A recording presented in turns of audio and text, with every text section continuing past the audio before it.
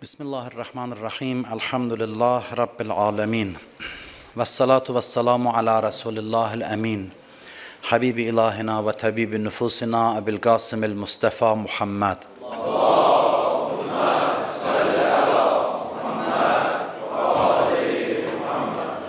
Ve ala Aliyin emiril mu'minin ve ala Fatıme'tiz Zahra ve ala'l Hasan ve'l Husayn ve Ali ibn'l Husayn ve Muhammed ibn Ali ve Cafer ibn Muhammed ve Musa ibn Cafer ve Ali ibn Musa ve Muhammed ibn Ali ve Ali ibn Muhammed ve'l Hasan ibn Ali ve'l Huccetil Qaimil Mehdi.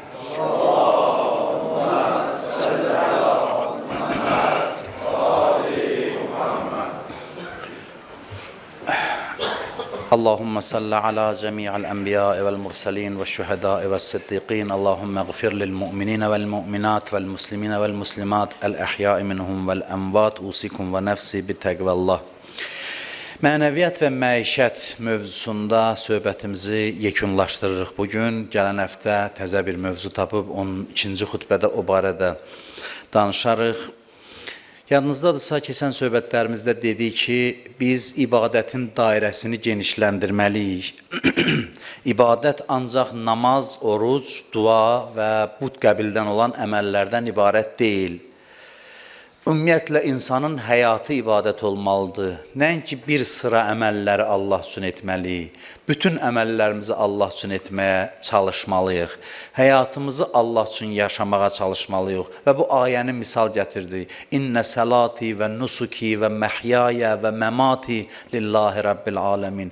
Mənim namazım, ibadətim, yaşamağım və ölümüm aləmlərin Rəbbi olan Allah üçündür. Yəni, insan gəlib bir yerə çata bilər ki, hər bir dəqiqəsi Allah üçün olsun, hər bir işində niyyəti Allah üçün olsun. İbadət yalnız məscidə aid deyil, namaza aid deyil. Bu səhv təsəvvürdür müsəlmanlara. Əsrlər boyu bunu təlqin ediblər ki, axirət işləri və dünya işləri. Bir adam gedir ailəsinə pul qazanmağa, onun adını qoyuruq dünya işi. Keçən dəfə dedik, bir adam işdən qaydanda, necə məsciddə namazdan sonra deyir, Allah qəbul eləsin. Bir mədəniyyətə, dünya görüşünə sahib olmalıyıq ki, işdən qaydan adamla görüşəndə deyir, hardan gəlsən, desin işdən deyə Allah qəbul eləsin. Dərsdən gələn tələbəni görəndə deyəsən Allah qəbul eləsin. Bir xanım öz evində ailəsinə xidmət eləyir, evi təmizləyir, deyəsən Allah qəbul eləsin. Bununla da biz insanları yönəldərik ki, gördüyümüz işlərin hər birini Allah rizası üçün görək. Allahı yadımıza salaq. Çünki bizim yaradılışımızın bir məqsədi var, o da Allahdır. Biz qurbətən ilallah, yəni Allaha yaxınlaşmaq üçün yaşayırıq. Və niyə görə bizim mənəviyyatımız bizə kömək eləyə bilmir, gücü çatmır? Çünki biz bu qurbətən illallahı 5-3 dənə əmələ tətbiq edirik. O da ki, nə qədər günün olsun yarım saatı, 1 saatı bizim namazlarımız. Qalan axı qeyri vaxtda nə qədər enerji sərf edirik müxtəlif işlərə. O enerji puç olur, boşa gedir. Onun əvəzində bir güc əldə edə bilmirik, mənəvi qüdrət əldə edə bilmirik. Çünki niyyət eləməmişik. Ona görə də deyir, namazlar niyə mənə kömək eləmir? O, məsələn, dualar niyə mənə kömək eləmir? Axı, sən 24 saat hər bir əməldən o gücü əldə edə bilərsən, bir şeylə ki, niyyət eləyəsən. Deyəsən ki, eybi yoxdur, əvvəl elə formal elə. Deyirəm, gedirəm filan işi görməyə qurbətən illallah. Təlqin elə, yavaş-yavaş, qoy fikrin dağılsın. Oradan pul niyyəti də gəlsin, qarışsın, nə niyyəti. Amma heç olmasa bu qurbətən illallahı dildə deməkdən söhbət getmir. İndi hər işə dildə niyyət eləyək. Yəni, diqqətimizi Allaha cəlb edək, məşq eləyək bunu. Çünki bu bir günə əldə olunmur. Gələk, insan öz üzərində çalışsın. Allah üçün yaşamalıyıq. Məişətimiz Allah üçün olmalıdır. Dinin mahiyyəti, həqiqəti budur. Bir neçə hədislər yazmışam sizin üçün oxuyum və bugün bəhsimizi bilirsiniz ki, yekunlaşdırırıq. Hədisdə var ki, bəzi günahlar var. Hədisi birbaşa da tərcüməsini deyirəm sizə. Namazla, orucla, həclə, ümrəylə paklanmır, təmizlənmir. Bəs necə təmizlənir? Buyurur ki, bəzi günahlar var ki, onlar yalnız halal zəhmət üçün çəkilən, halal ruzu üçün çəkilən zəhmətlə təmizlənir. Halal ruzu üçün zəhmət çəkir bir adam. Bəzi günahlar var ki, Allah saxlayır, yalnız bu əziyyət nəticəsində o günahlar əməl dəftərindən silinsin. Necə yəni, mən gecə yatmamışam, yalvarmışam Allaha, dua eləmişəm, əl-əf demişəm, istiğfar eləmişəm, Allah deyir, yox. Bəziləri var ki, bundan bağışlanmayacaq. Bəzi yerlər var ki, gərək bəzi günahlar var ki, onun təsiri yalnız Halal zəhmət üçün aldığından tər axsın, zəhmət çəkəsən halal ruzu üçün. Elə belə yox. Zəhmət çəkəsən halal ruzu üçün, o zəhmət gərək yusun aparsın bu günahları. Məsələn, hədislərdə var, bəzi günahlar var, xəstəliklə təmizlənir. Ona görə Allah bəzən xəstəliyi də yollayır bizə. İndi onun təbii səbəbləri öz yerində, amma Allah xəstəliklə də öz işini görür, mənəvi təmizlənmə işini görür. Bəzi yerlər var, bəzi əməllər var, xüsusi təsiri var. İmam deyəsən Hadə əleyhissalam, səhv eləmirəmsə, bir nəfəri Kərbəlayı yolladı, dedi ki, get qübbənin, mən gedə bilmirəm, dedi İmam Hüseynin ziyarətinə. Get orada qübbənin altında dayan mənim üçün dua elə. Dedi, ağa, siz Allahın hüccətisiz, imamsız, siz mənə deyirsiniz, məni dua elə, dedi, yox, bəzi yerlər var ki, bəzi dualar orada qəbul olunur. İmam da olsun elədi, kim də olsun. Sən get orada dayan və mənim hazətim üçün dua elə. Məhz Kərbəlada o qübbənin altında dayan. Orada xüsusi yer var dua üçün. Yəni, əməllər var ki, o əməllər vasitəsilə, günahlar var ki, onların vasitəsilə təmizlənir. Bəzi problemlər var ki, müşküllərdə, həyatımızda düyünlər var. Zəhmət çəkirik başqa sahədə, o düyünü həll eləmək üçün yox. Məsələn, gedirik ruzu dalıca, əziyyət çəkirik, yoruluruq, o yorulmaqla o müşkülümüz həll olunur. Tamam başqa, heç bununla əlaqəsi olmayan bir müşküldür. İmam Baqir əleyhissalam buyurur ki, mənim işçilərim var. Onlar mənə əziyyət verir. İşçi də ki, adətən müdirə əziyyət verir. Adətən belədir. İşçi müdirə əziyyət verir. Və deyir, İmam Baqir əleyhissalam buyurur ki, mən onların əziyyətinə səbr eləməklə Allah mənə böyük əzir verir, mükafat verir. Bəzi fəzilətlər var ki, adama gərək dözəsən. Hər kişinin işi deyil, dosta dözsün. Dostluq elə bu deyil ki, o mənim istədiyim kimi olsun, mən də onun istədiyim. Hünər budur ki, dostun zəifliklərinə dözəsən. Əsl kişilərin dostluğu belə olub, tarixən. İndi mən həmişə deyirəm, dostluqlar zəiflik, çünki hamı dəymə düşər olub. Bir dənə indi birindən bir şey gördü, gedib bir dənə status hazırdı, bədbinlik yağır, sosial şəbəkələrdə, dünya belə, vəfasız belə, mən tənhayam, beləyəm, elə romantik başlayır statuslar yazmağa. Ah, nalə eləyir, depressiyadayam, filandayam. Ay bala, kişinin dostu olar, kişinin dostundan bir səhvdə görər, göz yumar, güzəşdə eləyər. İllərlə cəmaat bir-birindən çörək kəsib, o çörəyi tapdalamayıb, yaşayıb. O demək deyil ki, heç birinin nöqsanı yox idi. Biraz böyük ruhiyyəli adamlar var ki, bir-birinə səbr eləyirlər, dözürlər. O saat çılğınlıq eləyib, çörəyi ayaq altına qoymurlar, münasibəti kəsmirlər. Bunlar hamısı böyük ruhiyyəli adamların xüsusiyyətləridir. Ki, İmam Baqir buyurur ki, məsələn, bəzi fəzilətlər var ki, mən işçimə səbr eləməklə onu əldə edirəm. İşçimə dözməklə onu əldə edirəm. Bəzi çətinliklər var ki, gedirsən, iş dalıcan, əziyyət çəkirsən, onun xüsusi təsiri var. Allah xüsusi lütf eləyir. O işləyib yorulan adamdan Allahın xoşu gəlir. Ona elə nəzərlə baxır ki, namazda o nəzər olmur. Namazın da öz ayrı nəzəri var, onu aşağılamaq istəmirəm. Yəni, hər işin özünə məxsus rəhmət, lütf nəzəri var ki, Allah o işdə baxır insana. İndi cavanlarda, mən cavanları çox istəyirəm. Mən həmişə də gəncləri müdafiə edirəm və hesab eləmirəm ki, gənclərimiz xarab olub. Mən bu düşüncədə deyiləm. Gənclər haqqında çox nikbinəm, ümidliyəm və çox sevirəm gəncləri.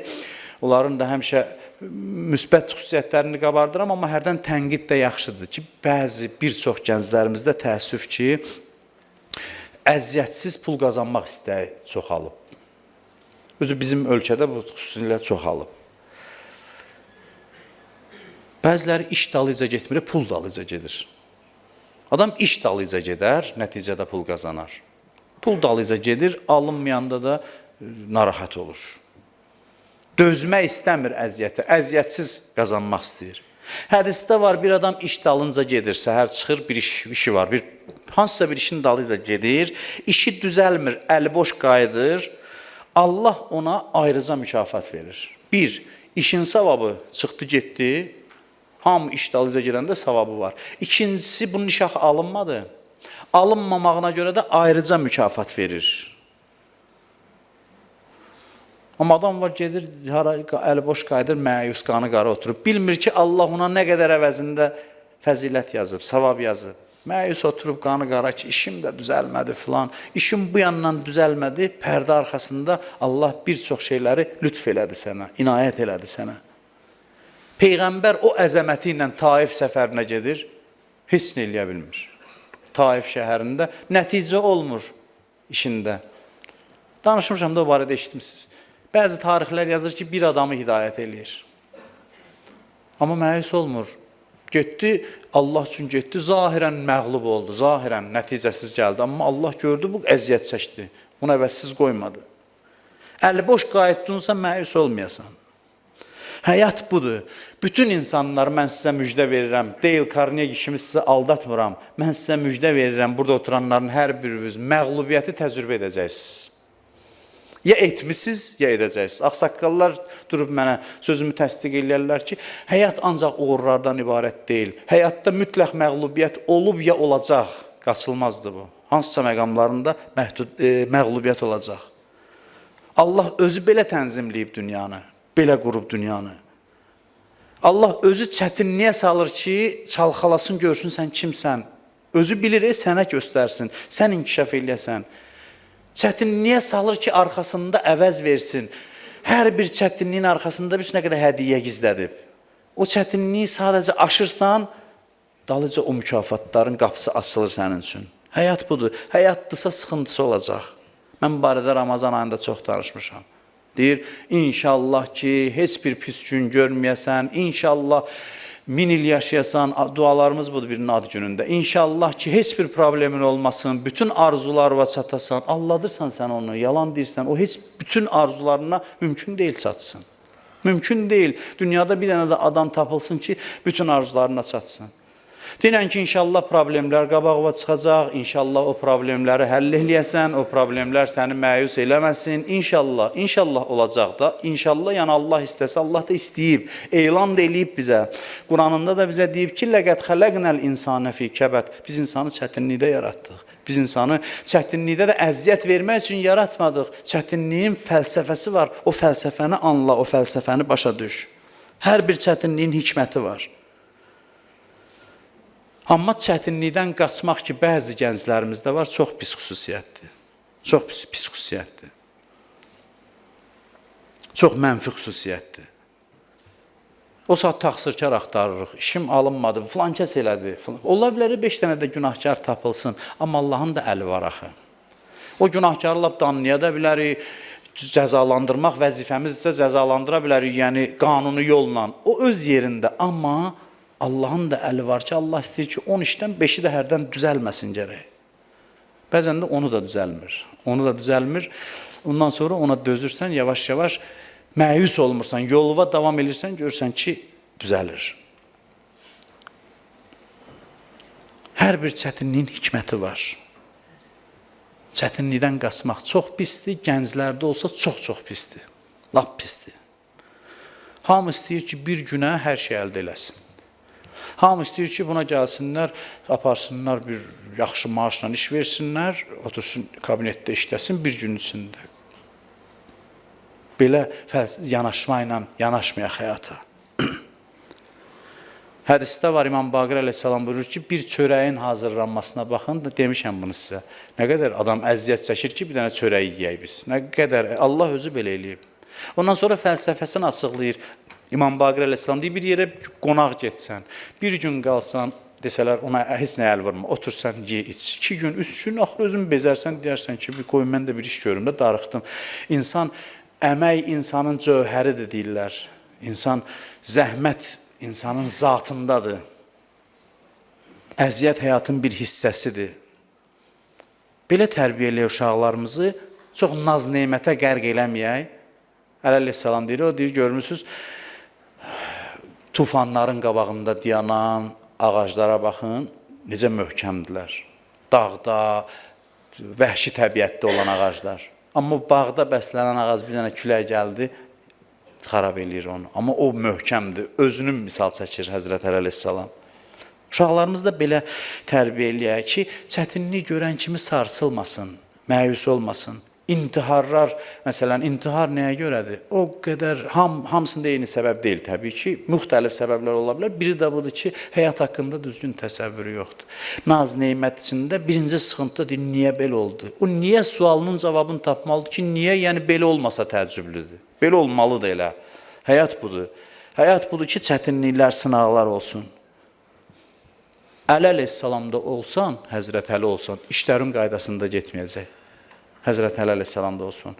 Deyir ki, ərəftullah bi fəsxil əzaim. Allahı necə tanıdım? Orada deyir, tanıdım ki, planlarımı alt-üst elədi. Planlarımı alt-üst elədi. Mənə Allahı belə tanıdım. Mən tədbir tökdüm, ağlımı işlətdim, hər şey qaydasında gəldi, dağıtdı. Mən Əli, ki ondan da üstün peyğəmbərdir, deyim, mən də olsam, Allah gəlib mənim planımı da alt-üst eləyəcək. Bu həyatın qanunudur. Həyatın qayda qanunudur. Çətinlik olur, hərdən biz təəccüblənir. Nə oldu? Heç nə olmuyor. Budur, elə bu, həyat budur. Nə olacaqdır ki? Nə oldu belə oldu? Nəyə görə belə oldu? Heç nə, hər şey qaydasındadır. Qaydasında yəni belə olmalıdır. Elə işlər qaydasındadır. Qaydası budur ki, bəzi işlər düzəlsin, bəzi işlər düzəlməsin. İnsan gərək bəzən ziyana düşsün, bəzən xeyrə düşsün. İşini dəqiq hesab kitabla görsün, amma bəzən ziyan zərər də olsun və olmalıdır. Dünyanın qaydası budur. Ona görə hədislərdə var, ticarətçilərə deyir, alın, satın, eybi yoxdur, hərdən ziyan deyin, risk deyin, amma yaşayın da həyatın qaydası budur. Eybi yoxdur, bir dəfə də ziyan elə, 5 dəfə də xeyr elə. Yəni bundan hər dəfə məyus olma, narahat olma. Hədislər bunu deyir. Bədənə hərdən bir virus daxil olmalıdır, bədən mübarizə aparıb, müqavimət göstərsin. Həyatda da o viruslar olmalıdır ki, sən möhkəmlənəsən, sən güclənəsən. Bir dəstə adam səfərə getmişdi. Gəldilər, dedilər, ya Rəsulallah, cəmaatın çoxu təəssüf ki, belədir, zahirə allanandır. Zahirə allanmaq insanların evini yıxır, müsəlmanların evini yıxır, o dövrdə də, bu dövrdə də. Gəldilər, təriflədilər. Dedilər, biz bir dəstə adam səfərə getmişdi. Mə rəəynə əfzələ min fulanin. Dedi ki, amma filan kəs vardı bizim isimizdə, adın nə idi, filan. Hədisdə belə gəlib. Amma bundan üstünlüyü görmədik. Fəzilətdə. Ən üstünümüz səfər yoldaşı bu idi. Necə yəni? Peyğəmbər buyurdu, yəni nəyə görə bil, hardan bildiniz bu üstündür? Buyurdu ki, dedilər ki, kənə yəsumun nahar, səhərlər oruc idi. Dayanacağa çatırdı, o vaxt karvanla hərəkət edirdilər. Biz yemək yiyib, biraz istirahət elində bu namaz qılırdı. Namaz, oruc, dua, zikir, ən üstünümüz bu idi. Peyğəmbər buyurdu ki, bəs İşlərini kim görürdü? Səfərdə adamın işi olar da, hərənin bir işi olar. İşlərini deyir də, bu belə fəzilətli, abid, biz bunun xidmətindəydik. Bu namaz qılır, oruç tutur, biz buna xidmət edirik. Peyğəmbər nə cavab versə yaxşıdır? Buyurdu ki, kullukum əfzəl minhu. Hamınız ondan üstünsüz.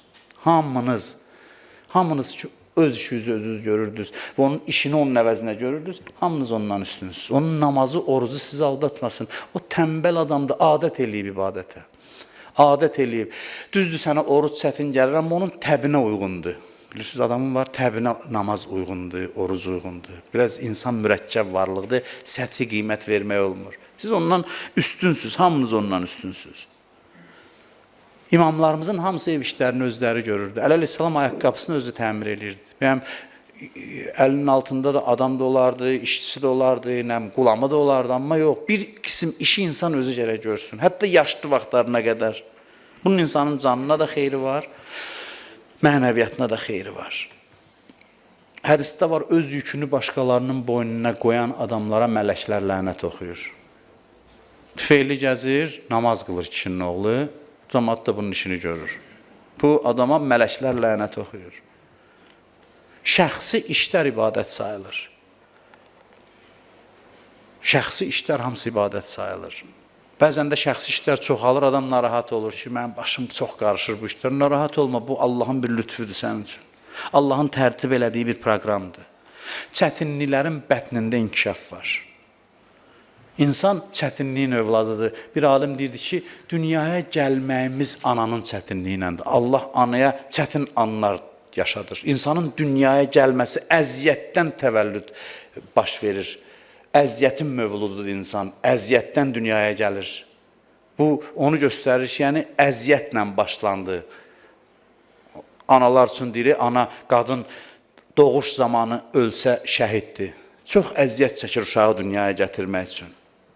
Ondan sonra tərbiyə ilə xarab edirik. Biz çox nəticəyə fikir veririk. Oğlum, gətir görüm qiymətlərin necədir? 5 maşallah, gəl sənə hədiyyə alım. Amma prosesə diqqət eləmək lazımdır. Oğul, nə qədər əziyyət çəkdin bunu əldə eləmək üçün? Oğlun zehni güclüdür, o demək deyil ki, o, ya, bunun zehni güclüdür, bunun zehni zəifdir.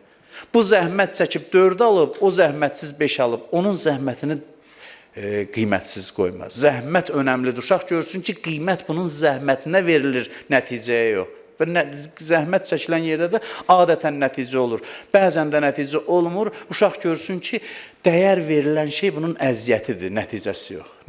Zəhmətsiz nəticənin görsünüz, ata-ananın yanında da o qədər dəyəri yoxdur. Biz bilmirik, biz ancaq tərbiyə üsullarını dəqiq bilmirik. Uşaqları belə bir müsabiqə olsun, görək kim əziyyət çəkəcək bugün. Kim daha çox zəhmət çəkəcək bugün? Bu, həyatın fəlsəfəsidir. Hər bir məişət məsələsini ibadətə çevirmək şansı var insanın. Hər bir məişət məsələsini. Sözümü bitirirəm. Hədislər oxuyun bir neçə dənə. Bitirirəm sözümü. Buyurur ki, hədisdə buyurur ki, kim qadın qohumunu, qız qohumunu sevindirsə, xalası, bibisi, məsələn, qızı, həyat yoldaşı, qadın, nənəsi, anası, hər kim olur olsun, kim onu sevindirsə, Allah onu qiyamətdə sevindirər. Məişət məsələsidir. Bir dənə xoş sözlə, bir hədiyyə ilə onu sevindirəsən. Hədisdə var ki, bir adam ailəsi üçün gedir, bazarlıq eləyir. Biz deyirik, təbiidir də adam bazarlıq. Təbii demə də, təbii deyə bildik. Amma niyyətin nədir? Allah rizası üçün niyyətdən çıx. Buyurur ki, elə bil acları doydurmuş kimidir. Acından ölən adamları doydurmuş kimidir. Kim qızını sevindirsə, hədisdə var, elə bil İsmail övladlarını əsarətdən azad edilib. Həzrət İsmail Peyğəmbərin, məsələn, övladları döyüşdə əsir olub, onları əsarətdən azad edilib. Kim oğlunu sevindirərsə, oğul övladını sevindirərsə, hədisdə var, Allahın qorxusundan ağlayanların savabı yazılar ona. Dalıca buyurur ki, وَمَنْ بَكَى fi xavfillah əzzə və cəl ədxələhullah fi cənnatin nəim. Kim Allah qorxusundan ağlasa, Allah onu cənnətə daxil edər. İbadətdir. Hər bir addımımız ibadətdir. Adam bilmir necə şükür eləsin belə Allaha. Həyatımı yaşayacam, yuxumu yatacam, qarnıma çörək yiyəcəm, üzr istəyirəm. Qızıma hədiyyə alacam, oğlumun ürəyini sevindirəcəm. Allah deyir, yaz mənim ayağıma. Yaz mənim ayağıma, ibadətə çevirim sənin üçün. Xüsusi hədiyyələr verim sənin üçün. Belə Allahın qədrini bilmirik, dəyərini bilmirik, həyatımızı bərbad edirik. Elə bilir Allah məsciddədir ancaq. Allah deyir, hər işi mənim üçün elə, mənə görə gör. Bir qadın, mən yadımdan çıxıb, amma heyf, həyat yoldaşına su gətirirsə, bilmirəm nə qədər savab yazmışdı hədisdə. Mən deyim, qadınlar bunu bilsə, zorla deyər ki, su istəmirsən. Amma indi məsələn, kişi deyir, çay ver. Kişi deyir, çay ver, qadın deyir, həvəsim yoxdur, bəlkə özünsüz içəsən. Bilmir də ki, ona nə qədər Allah fəzilət verir. Bu cəmaatın başını allatmaq üçün deyil. Allahın əzəməti, rəhməti, mərhəməti budur ki, sən hər bir həyatın işini ibadətə çevir. Hər bir gündəlik işini ibadətə çevir və hansı səmtə getsən, istəsən elə mənim səmtimdə o, mənə tərəf gəlmirsən. Bu, çox mühüm məsələdir ki, bunun üzərində çox düşünməli və çalışmalıyıq, niyyətlərimizlə Allahın rizayətini əldə edək. Bağışlayın, vaxtınızı çox aldım. Allah danışdığımız sözləri bizim qəlbimizdə təsir eləsin inşallah. Allahümmə inna nəsəlükə və nəd'uk bismikəl azimil əzəm əl-əzzil əcəllil əkrəm və bil-Hüseyni ya Allah. Ya Allah, ya Allah, ya Allah, ya Allah, ya Allah, ya Allah, ya Allah, ya Allah, ya Allah. İlahi, əllərimizi naumid qaytarma. Amin deyən dilləri lal öldürmə. Bağışlamamış bizi qəbr evinə aparma. Şəri olan hacətlərimizi rəva elə. Məclisdə iştirak edənləri öz evindən əliboş yola salma. Hər kimin nə dərdi var, nə hacəti var, sənə and verirəm bu günün hörmətinə, öz qüdrətli əlünlə həll elə. İşğal altında olan Qarabağımızı azad eləməkdə bizə kömək elə. Torpaqlarımızı işğal edənləri zəlil elə. Torpaqlarımızın uğrunda canından keçən şəhidlərimizi Kərbəla şəhidlərindən kənara salma. Torpaqlarımızı qoruyan əskərlərimizi, zabitlərimizi, ordumuzu, ağla gələn, gəlməyən bəlalardan hifz elə. Kimlər ki, bizdən dua xahiş edib, iltiması dua deyiblər, hamısının hacətlərini rəva elə. Son nəfəsimizə qədər bizə halal minnətsiz ruzu mərhəmət elə. Verdiyin neymətləri dinivin yolunda, sənin yolunda sərf eləməyə bizə qismət elə. Bizi bundan artıq bir-birimizə mehriban elə. Dünyanın hər yerində müsəlmanlara zülm eləyənlərə, insan qanı tökənlərə, insanlara zülm eləyənlərə lənət elə. İmam Zaman ağanın mübarək olan qəlbini bizdən razı elə. Ağamızın zuhurunu tez elə.